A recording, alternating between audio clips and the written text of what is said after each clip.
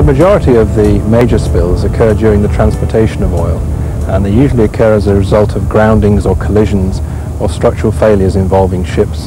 And they often occur in congested waters or in port approaches. And of course, these are the spills that most people focus on because they're the ones that tend to give rise to serious pollution of the coastline and environmental damage.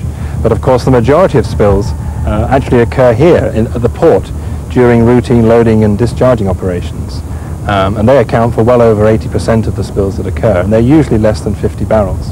Risks, of course, are the first part of a contingency planning process, and you've got to look at the density of traffic, the types of vessel movements that go on in the area, the types of oil, the size of ships that are involved. On the basis of that, and also getting together information on prevailing winds and currents, you can get some sort of prediction as to what coastal habitats are likely to be threatened by a spill. And then you can build that into your defensive plan for protecting those resources. Another of the key issues to be considered when assessing risk is the potential impact of the oil on the marine and coastal environment and the vulnerable resources and facilities which are at risk.